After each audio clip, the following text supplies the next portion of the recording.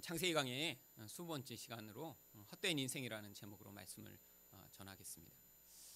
아담과 하와가 에덴 동산에 살고 있다 이렇게 쫓겨난 다음에 얼마나 힘들고 고통스러웠을까요?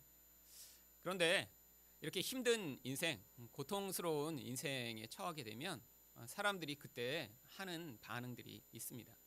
바로 오늘 본문에서는 이렇게 하와의 반응, 또 가인의 반응을 통해 이렇게 고통스러운 상황, 또 어려운 상황 가운데 사람들은 어떤 헛된 일들을 하며 그 상황들을 이겨내려고 하는지를 살펴보고자 합니다. 첫 번째로 이런 고통스러운 상황에서 사람들은 그것들을 이겨내기 위해 어떤 일을 하냐면 먼저 헛된 소망을 품게 됩니다. 1절 말씀을 한번 다시 보시겠습니다. 아담이 그의 아내 하와와 동침하며 하와가 임신하여 가인을 낳고 이르되 내가 여호와로 말미암아 등남하였다 하니라. 아담과 하와가 이렇게 에덴 동산에 쫓겨났지만 그들은 이제 부부로서 이제 서로 동침하여 자녀를 낳게 됩니다. 그런데 그렇게 낳은 첫 번째 자녀의 이름이 가인입니다. 여러분, 가인의 이름의 뜻을 아시나요? 이 가인이라고 하는 뜻은요, 얻었다 이런 뜻입니다. 여러분, 누가 만약에 전화해서 나 얻었어, 나 가졌어, 그러면 여러분이 뭐라고 대답을 하셔야 정상일까요? 뭘 얻었는데, 뭘 가졌는데. 그런데 하와가 자식을 낳고요, 그냥 얻었다, 그냥 그렇게 했어요. 단순히 자식을 얻었다라고 이야기한 것일까요? 아니요, 이미 어떤 내용을 다 알고 있어요. 내가 뭐뭐를 살려고 그랬는데 너무 잘 안 구해지더라, 이런 얘기를 이미 하던 그런 친구 같으면 전화해서 야, 나 얻었어, 그러면 그거 샀구나 라고 알게 되는 거죠. 바로 이 하와도요, 무엇인가 지금 간절히 열망하는 게 있는 거예요. 그런데 그때까지 정말 그것이 주어지지 않았습니다. 그러다가 이 가인을 낳고 나니까 이제야 내가 얻었구나 해서 아예 이름을요, 얻었음이라고 이름을 지은 것이죠. 도대체 하와는 무엇을 열망한 것일까요? 바로 하와에게 하나님이 창세기 3장 15절에서 뭐라고 약속을 하시죠? 내가 너로 여자와 원수가 되게 하고 내 후손도 여자의 후손과 연수가 되게 하리니 여자의 후손은 내 머리를 상하게 할 것이요 너는 그의 발꿈치를 상하게 할 것이니라. 이렇게 인간을 타락하게 만든 뱀을 향해 하나님이 앞으로 여자의 후손이 오게 되면 이제 뱀의 머리가 깨트려지고 이 모든 죄의 악이 다시 회복돼 구원받을 것에 대한 약속이 주어집니다. 여자는요, 바로 이렇게 에덴에서 쫓겨나 고통스러운 상황에 처하자 하나님이 여자의 후손으로 말미암아 이 모든 어그러지고 잘못된 것들을 회복하시리라고 약속하셨지. 그런데 임신을 한 거예요. 그러고 나니까 내 자녀가 바로 이렇게 여자의 후손으로 나에게 태어나 이 고통스러운 나의 환경과 상황으로부터 나를 자유롭게 할 것이다라는 그런 기대를 가지고요, 이 아이가 태어났을 때 이 아이가 바로 여자의 후손, 나를 이 고통에서 자유롭게 할 메시아구나라는 생각을 가지고 얻었다라고 표현한 것입니다. 여러분, 하나님이요, 그런데 이 가인을 그런 메시아로 주신 것이 아니에요. 여러분, 지금 아마 에덴에서 쫓겨난 지 얼마 되지 않았을 것입니다. 쫓겨난 다음에 고통하는 가운데 임신을 했고요, 한 1, 2년도 지나지 않아 이렇게 출산을 한 것이죠. 그런데 만약에 이때 정말로 메시아가 바로 임했다면 아담과 하와는요, 이런 고통의 과정을 통해서만 배우게 되는 하나님에 대한 의존, 진정한 낮아짐의 자리에 이르지 못하고요, 단순히 상황만 그냥 벗어나게 되는 아마 그런 상황을 경험했겠죠. 여러분, 바로 이 가인이 메시아가 아니었기 때문에요, 이 하와는 아주 극심한 실망을 하게 됩니다. 바로 그래서 두 번째 낳은 아이 이름을 어떻게 지었냐면 2절입니다. 그가 또 가인의 아우 아벨을 낳았는데. 여러분, 이 아벨이라고 하는 이름의 뜻은요, 공허, 아무것도 없음, 이런 뜻입니다. 여러분, 자녀의 이름을 이렇게 나쁜 이름으로 지을 사람이 있나요? 애가 낳는데 넌 아무것도 아니야, 너는 정말 너띵이야. 여러분, 근데 이 이름에요, 바로 하와의 마음이 다 담긴 거예요. 첫째 아들을 메시아인가 보다, 이 아들이 태어나고 나니까 이제 내 삶이 바뀌고 변화될 것 같아 라고 기대했는데 그게 안 되자 두 번째 아이는요, 아마 첫째 아이보다 더 그렇게 멋지게 생기지 않았던 것 같아요. 한 번 그렇게 실패하고 나니까 둘째는 더 아마 아이가 태어났는데 몸무게도 별로 많이 안 나가고요. 별로 그렇게 첫째 아이처럼 자랑스럽게 생기지 않은 아이를 보니까 너는 아예 태초부터 안 되겠구나. 글러먹었다. 그러니까 아이 이름을요 그냥 너띵이라고 지은 것이죠. 바로 이 똑같은 아벨이라고 하는 단어가요 전도서에 아주 반복됩니다. 전도서 1장 2절에 보면요, 그래서 전도자가 이르되 헛되고 헛되며 헛되고 헛되니 모든 것이 헛되도다. 히브리어로 읽으면요 헤벨 헤벨 헤벨 헤벨 이렇게 되어 있어요. 바로 이 헤벨이라고 하는 단어가 아벨이라고 하는 이름과 똑같은 이름인 것입니다. 그런데 왜 하나님이요 이렇게 인생 가운데 이렇게 공허를 경험하게 하시는 걸까요? 내가 기대했던 그 기대감이 거기에서 만족되지 않고요. 그리고 하나님이 오히려 그것들을 추구하던 우리 마음을 이렇게 깊은 공허감에 빠뜨리시는 걸까요? 바로요 눈에 보이는 이 세상의 것, 내가 기대하던 그것들이요 우리 진짜 근원적 영적 빈곤을 채워줄 수 없음을 경험케 하시고자 하는 거예요. 그래서요 실제 구원은요 우리가 기대하는 것에서 일어나지 않습니다. 여러분, 사람들이 고통스러울 때 무엇을 주로 기대하죠? 사실 모든 사람들은요 진짜 예수님을 기대하거나 하나님을 만나 이 모든 상황들이 해결될 수 있다고 생각하기보다는요 당장 내가 그 문제에서 벗어날 수 있는 그런 눈에 보이는 구원자를 기대합니다. 저도 미국에서요 논문을 쓰는데 논문이 너무너무 잘 안 써지기 시작했어요. 게다가 논문을 쓸 때 한 학기를 마치고 나서요 교수님이 갑자기 학교를 떠나버리셨습니다. 논문을 같이 준비하다가 교수님이 딴 학교로 가시고 나니까 다시 교수님을 찾으래요. 새로 교수님을 찾는데 또 한 6개월 정도가 걸렸습니다. 자꾸 뒤로 밀어주고요. 아무래도 도대체 논문을 쓸 방법이 자꾸 막히는 거예요. 그러니까 저도 늘 기도는 하나님 저를 좀 도와주세요라고 기도는 하지만 실제적으로는 정말 머리에 좀 지혜가 짠 생겼으면 좋겠다. 정말 남들처럼 좀 영어도 훨씬 잘해서 쉽게 좀 썼으면 좋겠다. 늘 그런 어떤 단기적인 기대를 하게 되죠. 여러분, 내 인생마다요 어떤 상황마다 사람들이 기대하는 거예요. 돈이 없으면 돈이 정말 나에게 주어져서 정말 이 문제를 해결했으면 좋겠다. 자녀가 말을 안 들으면요 이 자녀가 좀 이렇게 마음이 확 바뀌어서 문제가 당장 좀 해결됐으면 좋겠다. 여러분, 그런데 그렇게 당장 해결되고 나면 어떤 일이 벌어지나요? 우리 본질적인 마음의 태도가 변하지 않습니다. 왜? 눈에 보이는 것을 당장 기대하고 의존했지만 그 눈에 보이는 것들이 주어졌다고 해서요 우리 깊은 영적 빈곤과 공허가 채워지는 것이 아니기 때문이에요. 그래서 하나님은요 특별히 사랑하는 자녀일수록, 그리고 이렇게 예수를 오래 믿어 이제는 진짜 하나님을 만나야 될 사람일수록요 어떤 때는 우리 기도에 오래도록 응답하시지 않고요 내가 기대하고 의존하려고 했던 것마다 그것들이 아무런 능력이 없음을 삶에서 오히려 더 자주 경험하게 하십니다. 그런데 신앙이 약할 때는요 하나님이 또 이렇게 오래도록 어떤 내 기대하는 것들을 채워주시지 않으면 오히려 교회를 떠나버릴 수 있으니까요 그렇게 문제가 있을 때마다 해결해 주시는 것 같고요 아플 때는요 병도 낫게 해주시는 그런 역사를 보이실 때도 있어요. 그런데 여러분, 신앙생활이 이제 진행이 되어 갈수록 여러분 안에서 이런 상황적으로 문제가 해결되는 게 아니라 진짜 하나님이 누구신가를 경험해야 될 그때가 되면 하나님은요 어떤 때 오랫동안 침묵하시는 것 같은 그런 과정을 우리 인생에 주시는 것입니다.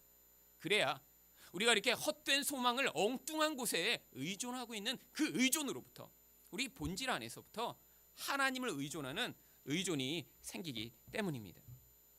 여러분, 한국에 기독교가 처음 들어왔을 때 사실 엄청나게 많은 기적들이 있었습니다.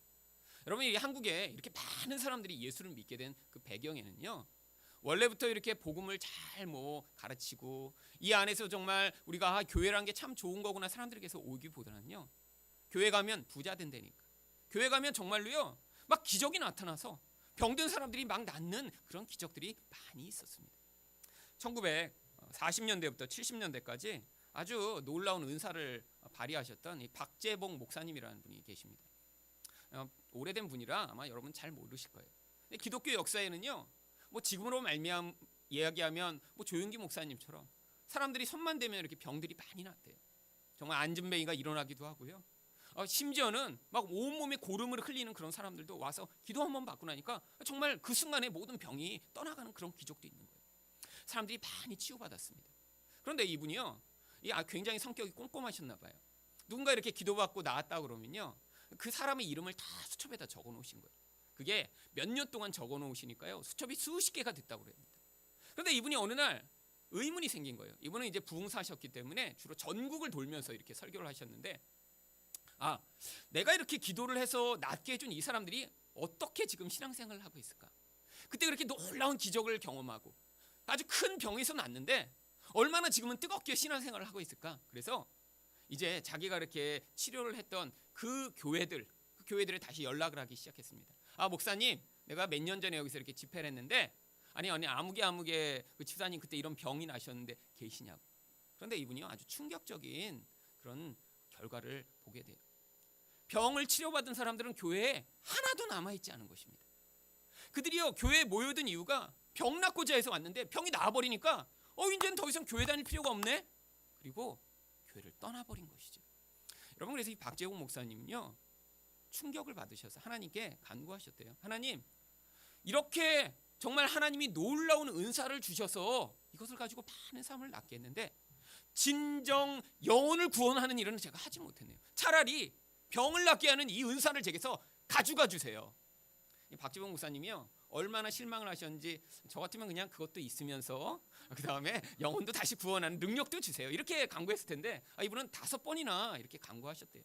근데 하나님이요, 그 당시에는 이제 그렇게 교회에 몰려들고 사람들을 구원한 일들이 또 있었기 때문에 이분에겐 그 능력을 70년대 돌아가실 때까지도 계속 주셨다고 해요. 여러분, 물론 사람들이 이렇게 왔다 떠난 사람도 있지만 그 당시에 사람들이 어떻게 왔습니까? 병나니까, 부자 된다니까, 문제 해결받는 데니까. 여러분, 근데 지금 여전히 그 수준에 머물러 있으면요, 늘 기도가 무엇이겠어요? 정말 하나님을 경험하고 진짜 문제의 근원인 우리 영혼이 하나님으로 체험을 받아 이 땅에서 내가 돈이 있건 없건, 내가 높은 지위가 있건 없건, 남에게 사랑을 받건 사랑을 받지 않건 간에 만족하고 행복할 수 있는 사람이 되어야 하는데, 하나님을 만나지 못하면요, 무엇이 있어도 불행하고요, 어떤 높은 자리에 가도 행복하지 않고요, 많은 사람들에게 인정과 사랑을 받아도 여전히 공허한 인생을 살게 되기 때문에 하나님이요, 오히려 이런 헛된 소망을 품게 만드는 과정을 통해 하나님 백성은요, 그 과정 가운데 눈에 보이는 이 세상의 것이 아니라 하나님으로 체험받게 만드는 그런 마음의 태도를 만드시는 것입니다. 두 번째로요, 이렇게 힘들고 어려운 환경 가운데 있을 때 사람들은 어떤 추구를 하냐면 헛된 예배를 드리기 쉽게 됩니다. 3절부터 5절 상반절까지 말씀 한번 다시 보겠습니다. 세월이 지난 후에 가인은 땅의 소산으로 제물을 삼아 여호와께 드렸고, 아벨은 자기도 양의 첫 새끼와 그 기름으로 드렸더니 여호와께서 아벨과 그의 제물은 받으셨으나 가인과 그의 제물은 받지 아니하신지라. 여러분, 이들이 드린 이 제물을 바친 일은요, 바로 우리와 같이 예배를 드린 것입니다. 그런데 이렇게 예배를 드렸는데 여러분도 하나님이 오늘 예배는 받으셨구나, 오늘 받지 않으셨구나, 여러분 이렇게 돌아가시면서 알고 가시나요? 우리는 잘 모릅니다. 근데 어떻게 이 가인과 아벨은 하나님이 그 예배를 받으셨는지를 즉각 알게 되었을까요? 성경에 나오지 않지만 아마 그 둘이 같이 제단을 쌓아놓고 이렇게 예배를 드렸던 것 같아요. 그런데 아마 그 당시에 분명 이렇게 제물을 하나님께 번제로 드리니까 불을 피워서 드렸을 거 아니에요? 그런데 가인의 예배는요, 연기가 하늘로 올라가는 게 아니라 땅으로 다 흩어져 버렸겠죠. 그러니까 즉각적으로 알 수 있었던 것입니다. 여러분, 왜 이렇게 하나님은 한 사람의 예배는 받으시고 한 사람의 예배는 이렇게 거부하신 것일까요? 먼저 아벨의 예배를 살펴보면요, 아벨은요, 바로 이 예배를 자신의 전체를 바치는 예배로 드렸기 때문에 하나님이 받으신 것입니다. 여러분, 예배란 게 무엇이죠? 와서 찬양 드리고 설교 듣는 게 예배인가요? 아닙니다. 예배는요, 하나님이 나의 전부십니다. 하나님이 내 인생에서 어떤 분보다 귀하고 소중하신 분입니다라는 것을 고백하는 자리가 예배입니다. 여러분, 그렇기 때문에 여기서 여러분이 중요한 시간을 떼어놓고 여러분에게 세상에서는 가장 중요하다고 하는 헌금을 드리며 예배를 하는 거예요. 여러분, 교회를 돕기 위해 물론 헌금을 하지만 헌금도 예배입니다. 왜죠? 세상에선 돈이 하나님처럼 여김을 받고 있으니까요. 근데 여기서 여러분이요, 하나님 앞에서 그 고백을 하는 거예요. 아니에요, 하나님. 세상은 눈에 보는 것에 의존하고 살아가지만 저는 그렇지 않습니다. 하나님이 제게는 더 소중하고 중요한 분이십니다 라고 고백하는 거예요. 어떻게 그런데 아벨은 이렇게 하나님께 자기 전체를 드리는 예배를 드렸음을 알 수 있을까요?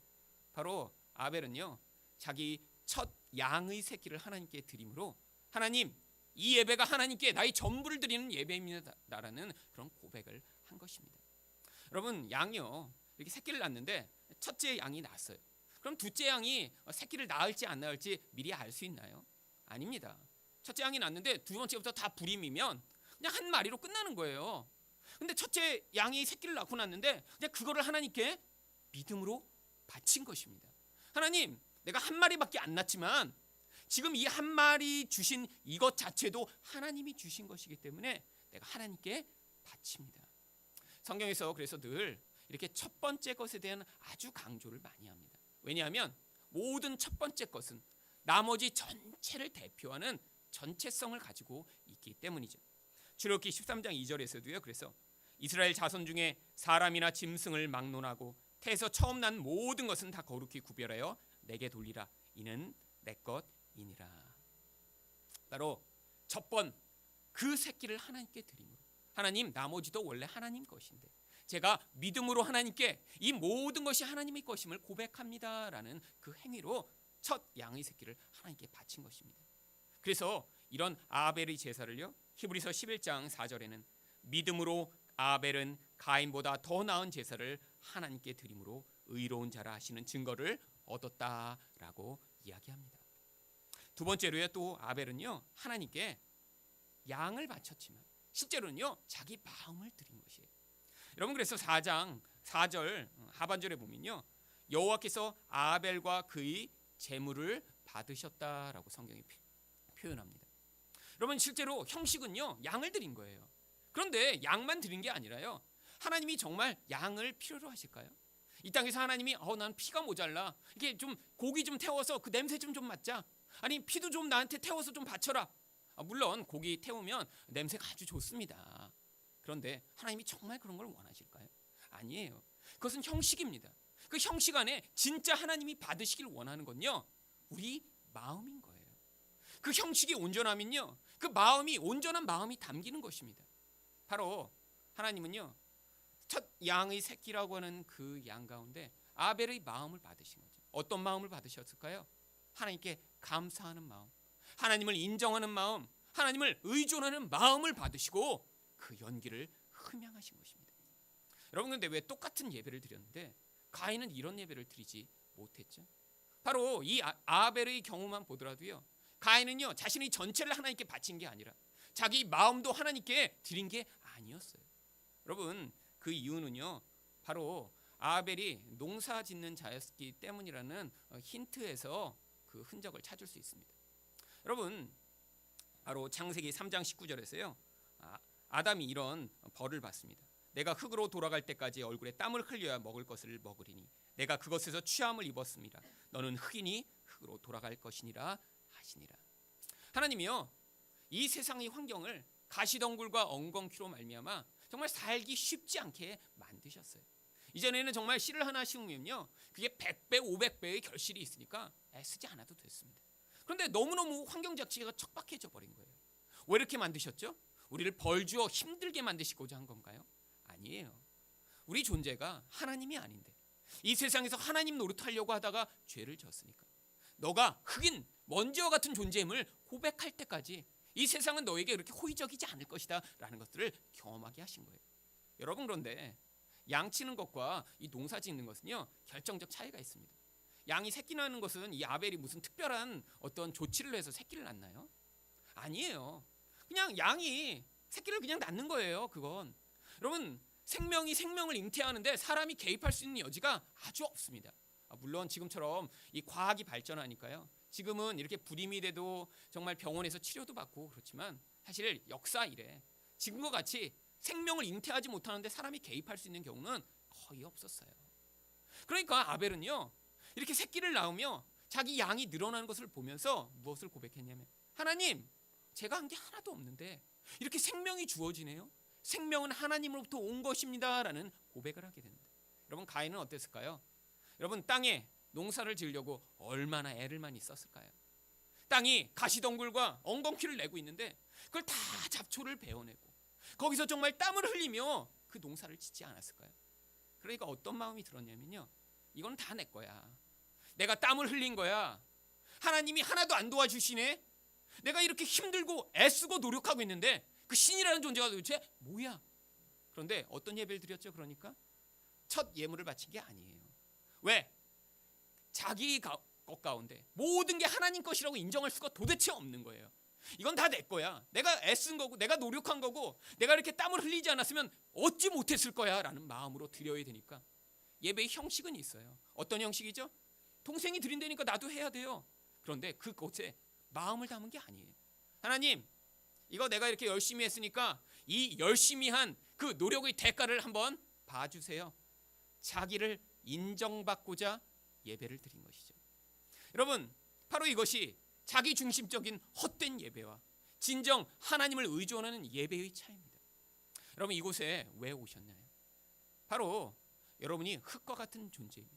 세상에서 나의 힘과 노력으로는 정말로 하나님이 원하시는 그런 풍성한 삶, 생명을 잉태하는 삶, 정말로 세상에서 그렇게 풍요로운 삶을 살 수 없음을 고백하며 하나님, 혹시라도 내 인생에서 주어진 이 모든 것들이 있더라도 이것은 하나님이 축복을 주셔서 그렇고요, 제 힘과 노력으로는 정말 멋지고 아름다운 삶을 만들어낼 수 없습니다라는 고백을 하며 하나님의 은혜를 덧입고 또 우리에게 주어진 그 모든 것에 대해 감사하고자 하는 그런 마음으로 모인 것입니다. 그런데 자기 중심적 예배를 드리는 사람들은요, 하나님, 왜 이렇게 인생은 척박하고 힘든가요? 내가 이렇게 힘든 인생 가운데도 내가 이렇게 노력해서 이만큼을 얻어냈습니다. 하나님, 이것을 인정해 주세요 라고 하나님에게조차 자기 존재를 증명받고자 이곳에 오는 것이죠.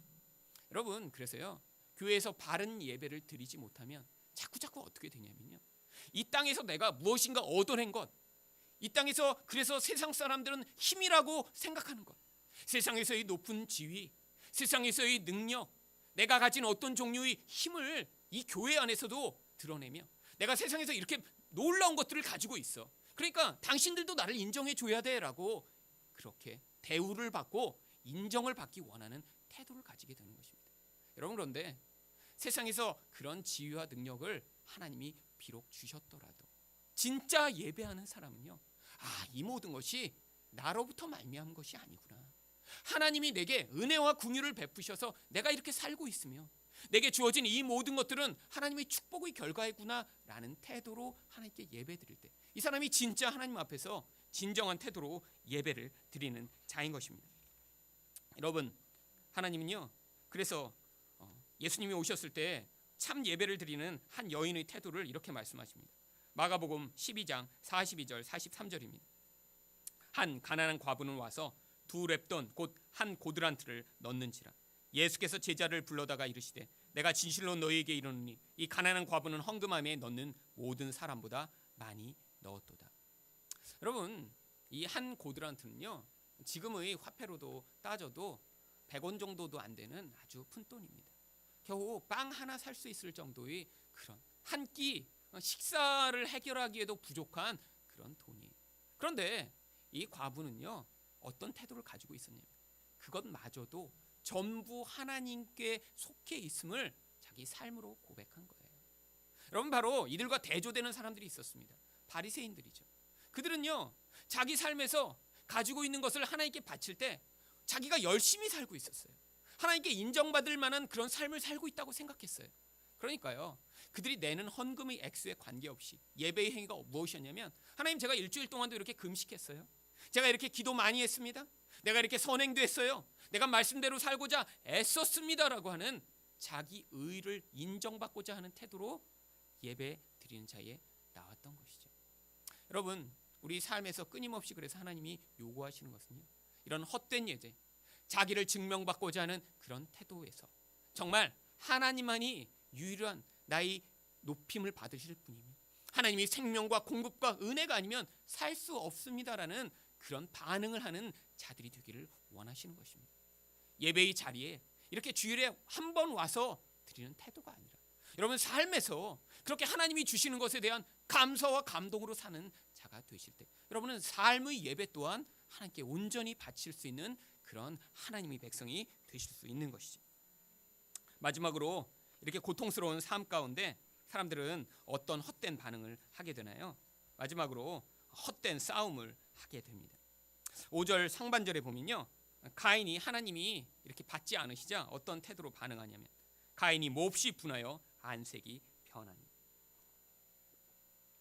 여러분, 인간의 감정 가운데 가장 흔한 감정이요, 분노라는 감정입니다.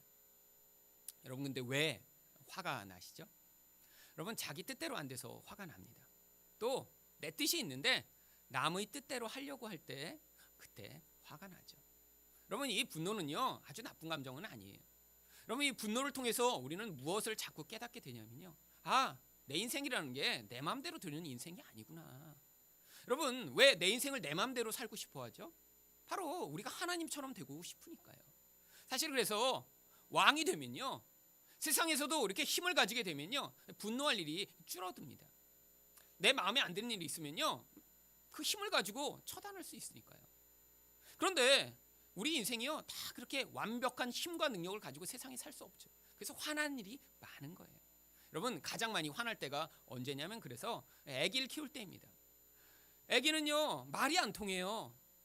그러니까 아기가 내가 원하는 것 그걸 깨트리기 시작하면요, 그 아기 자체에게 뭐 보복을 하거나 막 화를 내거나 때릴 수는 없지만 그러니까 더 화가 나는 거예요. 참아야 되니까.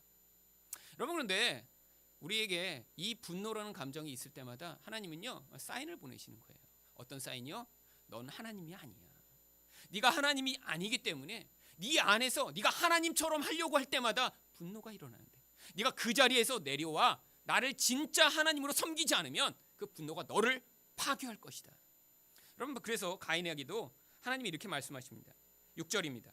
여호와께서 가인에게 이르시되 내가 분하여함은 어찌 됨이며 안색이 변함은 어찌 됨이냐. 여러분, 속에 분노하니까요 얼굴도 변했어요. 얼마나 화가 났는지요. 여러분, 이렇게 좀 체면을 차리는 사람은 화가 나도 그래도 잘 이렇게 감출 수 있잖아요. 근데 이 가인은요 절대 감출 수가 없었습니다. 왜? 나는 당연히 인정받을 줄 알았거든요. 열심히 살았거든요. 가시덩굴과 엉겅퀴를 다 제거하며 땀을 흘려서 결과를 만들어냈거든요. 그러니까 이렇게 잘한 것에 대해서 나를 좀 인정해 주기를 원했는데 하나님은 그런 가인의 노력을 처참하게 무시해버리신 거예요. 언제 화가 나냐면 내가 인정받고자 했을 때 그 인정의 결과가 나에게 주어지지 않으면 화가 납니다. 근데 그거 다 뭐죠? 자기 의가 있을 때 화가 나는 거예요. 여러분, 근데 하나님이요 무엇과 무엇을 다 보십니까? 여러분, 영이신 하나님이시지만 우리 마음이 분노한 것 그리고 얼굴이 변한 것까지 하나님은 다 보세요. 여러분, 하나님이요 우리 외모도 사실은 보십니다. 우리 얼굴이 지금 어떤 모습인가? 정말 우리 얼굴이 정말 기쁨과 행복과 만족한 얼굴로 가지고 있는가? 아니면 분노하며 우리 마음에 슬픔으로 가득 차 있는가? 그런데 진짜 하나님이 관심을 가지신 건요 이런 태도가 아니라 그 속에 있는 마음이세요. 하나님이 뭐라고 말씀하십니까? 바로 7절입니다. 내가 선을 행하면 어찌 낯을 들지 못하겠느냐. 선을 행하지 아니하면 죄가 문에 엎드려 있느니라. 죄가 너를 원하나 너는 죄를 다스릴지니라. 여러분, 바로 하나님이요 이 마음에 있는 죄의 문제, 분노의 문제를 해결해 주시기를 원하셨어요. 하나님이 야 가인아, 너 지금 왜 마음에 이렇게 분노하고 있니? 라고 찾아오신 건요, 너 이렇게 화냈으니까 내가 너를 벌 줄 거야, 너 이렇게 못된 짓 하면 내가 가만두지 않을 거야 라는 것이 아니라 하나님이요 늘 우리에게 다가오셔서 우리에 있는 문제를 해결해 주시고요, 우리에 있는 죄를 씻어 주심으로 말미암아 우리를 도와주시고 구원하시고자 하는 거예요. 하나님이 말씀하실 땐, 개입하실 땐 늘 그런 의도가 있는 것입니다. 그런데 지금 여기에 나와 있는 이 말씀대로라면 어떤 상황 가운데 있냐면요, 후반절에 이렇게 되어 있습니다. 죄가 문에 엎드려져 있느니라. 여러분이 이 엎드려 있다라고 하는 표현은요 성경에서 이렇게 사자가 짐승을 잡아먹기 위해 이렇게 한번 웅크렸다가 뛰어오르잖아요. 그렇게 웅크려서 어떤 짐승을 잡아먹으려고 하는 그런 자세를 표현할 때 쓰는 단어입니다. 아니, 죄가 어떻게 이렇게 웅크릴 수 있죠? 죄가 도대체 무엇을 잡아먹으려고 그러는 것이죠? 바로 이 죄는요 사탄을 의인적으로 표현한 거예요. 여러분, 죄가 있는 곳에는요 항상 마귀가 역사합니다. 마귀는요 아주 기막히게 알아요. 어떤 사람이 마음에 분노가 있는지, 어떤 사람 마음에 정말로 미움이 있는지, 그래서요 그 미움과 분노와 마음에 있는 죄가 영향을 미치려고 할 때마다 와서 그 죄를 사로잡으려고 합니다. 그런데 거기에 기회가 있는 거예요. 어떤 기회가 있냐면요, 바로 죄가 너를 원하나 너는 죄를 다스릴지니라. 앞에서도 3장 16절에서도 보았지만요, 여기는 생략법이 사용된 그런 표현이라고 말씀드렸어요. 그래서 원래 이 문장을 정확하게 표현을 하면 어떤 문장이냐면, 죄가 너를 다스리기를 원하나 너는 죄를 다스리기를 원할지어다. 앞뒤에 한 단어씩 똑같은 단어가 있으면요, 히브리어에서는 빼버려서 문장을 축소해버립니다. 여기도요, 그래서 죄는 지금 사단은 너를 다스려서 너를 지배하기를 원한다는 거예요. 왜요? 마음에 분노가 있기 때문에요. 그래서 그 분노 때문에 하나님도 못마땅하고요, 동생도 지금 마음이 미운 거예요. 죄가 이렇게 안에서 영향을 미치고 있으니까 마귀가 바로 문 앞에 웅크리고 앉아 언제든지 그걸 사로잡아서 가인의 인생을 파괴하고자 기다리고 있는 것입니다. 그런데 거기서 무엇을 할 수 있어요? 이 죄가 나를 지배하려고 하는구나. 지금 내가 심각한 상황이구나. 마치 내가 양에 불과한데 사자가 나를 노리고 나를 잡아먹으려고 하는구나 라는 것을 깨닫고, 하나님 이 죄에서 저를 자유케 해주세요. 하나님 이 죄를 다스려 주세요. 이 죄에 사로잡혀 제 인생을 파괴하지 않도록 도와주세요라고 반응했어야 되는데, 그러면 성경은요 바로 이 7절까지 이후에 바로 8절에 무슨 사건으로 연결되냐면, 바로 가인이요 동생을 들로 불러냅니다. 영어로는요 Let's go out to the field. 들판으로 나가자. 아예 의도적으로 불러요. 그 다음에 어떻게 하죠? 돌로 쳐 죽여버립니다. 무슨 일이 그 사이에서 벌어진 것이죠? 가인은요 도대체 하나님의 말씀을 받아들일 수 없었던 거예요. 왜? 내가 옳으니까요. 나는 내 노력을 증명받고자 했는데 하나님도 나를 버리시고 동생만 인정받았다고 하니까 마음에 그 분노를 참을 수 없었던 것입니다. 결국 그래서 하나님 말씀을 받아들이기보다는 난 내 뜻대로 할 거야 그랬는데, 내 뜻대로 한 게 아니라요 무엇의 밥이 되어버린 것이죠? 사탄의 노예가 돼서 그 다스림대로 동생을 쳐 죽이는 인류 최초의 살인자가 되어버린 것입니다. 여러분, 우리 인생에서 이런 싸움이 존재합니다. 늘 싸움은요 밖에 있는 싸움이 아니에요. 여러분 인생을 살다 보시면요 다른 사람 때문에 화나는 경우가 많이 있으시죠. 왜 화나시죠? 그런데 여러분 여러 가지 이유 때문에 화가 납니다. 다른 사람이요 내가 원하지 않는 일을 막 시키려고 할 때 화가 나요. 다른 사람이요 나보다 더 인정을 받을 때 화가 나요. 그런데 우리들은요 그런 화가 나는 상황에 처하면 어떻게 하고 싶냐면, 그를 미워하고 비난하고 깎아내려서 내가 그보다 나은 존재라는 사실을 증명받고 싶어 해요. 여러분, 그런데 이게 바로 무엇이죠? 사탄이 사람을 파괴하는 그런 과정입니다.